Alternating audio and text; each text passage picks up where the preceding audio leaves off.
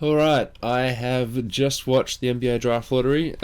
Seconds after I am recording a podcast, a quick timeout with Sean Carroll. Welcome to the quick timeout. I'm Sean Carroll. The Dallas Mavericks have won the 2025 NBA Draft Lottery, also known as the Cooper Flagg Draft Lottery. Far out. They went from having the fourth. They had the fourth lowest odds of all time. They had a 1.8% chance of winning the first overall pick. The stealth tank that they executed after trading away Luka Doncic for an injury-prone guy and then tearing Kyrie Irving's ACL has paid off. They have now got their next Luka Doncic, who they can develop into an All-NBA caliber player and then trade for cents on the dollar 5 to 6 years from now. Again, this might be one of the worst outcomes we could have had. I was very excited for maybe one of my podcast co-hosts to get the number one overall pick, being the Washington Wizards, the New Orleans Pelicans. Hell, Ales can have it. Ales can have it, and the Sacramento Kings could have gone number one. Dante, of course, can't because the Phoenix Suns are the only team in NBA history to not have a lottery pick and also not make the play-in or the playoffs. Yeah, the Hornets, the Wizards, the Hornets, the Wizards, and the Utah Jazz just completely fell off. It's quite depressing. I feel bad for these teams that just had a horrible year. Like, obviously Washington, things are trending upwards, but it would be really nice to get a top 3 pick. Washington ended up with a 6th pick. The Brooklyn Nets ended up with the 8th pick, which is just depressing. Imagine going through that season you just did as a Brooklyn Nets fan, coming away with the 8th pick. New Orleans Pelicans, 7th pick. The karma's not really on their side. They have definitely had their fair share of number 1 picks, so this isn't too horrible. But the San Antonio Spurs come away with the 2nd pick and the 14th pick. They got that 14th pick in the DeJounte Murray trade, which keeps paying dividends for them. But holy crap, when the Final Four was announced, the camera shot to Cooper Flagg, and Cooper Flagg was sitting there while on the board were the Charlotte Hornets, Philadelphia 76ers, San Antonio Spurs, and Dallas Mavericks, and he was grinning ear to ear. He was very excited. They might be interviewing him right now, and maybe I should have waited before I hit record on this podcast, but nevertheless, here I am. He was very happy, and then I like to imagine he was a little bit happier when Charlotte got named the 4th pick, but Philadelphia jumping up.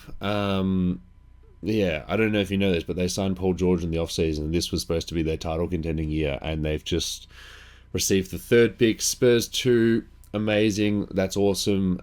This is sort of what I wanted the San Antonio Spurs to do, but they sort of tried to win a bit too much. But then, luckily/unluckily, Victor Wembanyama had his horrible blood clotting injury in his shoulder or whatever it was, and they just get another bite of the apple. They get another guy to go alongside Stephen Castle and, if you like any of their prospects on the team, and De'Aaron Fox to hopefully grow with Victor Wembanyama and have a solid base of all-star talent alongside him. But the Dallas Mavericks, this is strange. They've obviously got Anthony Davis and Kyrie Irving. Kyrie Irving is going to miss most of the season. If he does return, he will be returning. Well, that's if he re-signs. I mean, he's probably he's got a player option next year for 40 or just under $44 million.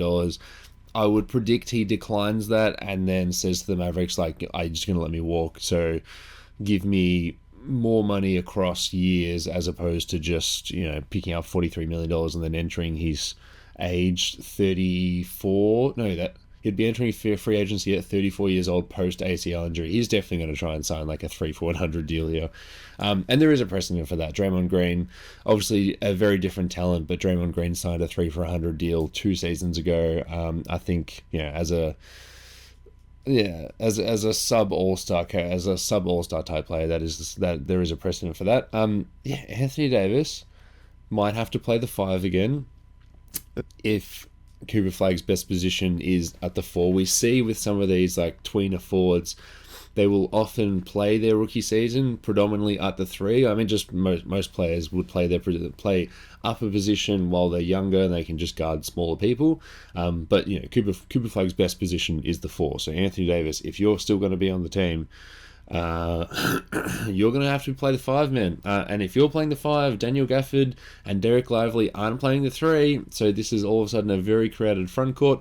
They've got PJ Washington for 1 more year. And I'm not saying, hey, get rid of everything. You've got this guy now. But yeah, I can't see PJ Washington being long for the team. If you're a team who's interested in getting a defensive shooting forward, hey, there's one right there for you. They've obviously still got Caleb Martin. Didn't play basketball. Najee Marshall. This is who's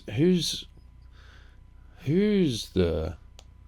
There's no real young talent. I guess wow. I guess if you're simming a couple of years in 2K and you're like, okay, who's going to be the guy next to Cooper Flagg?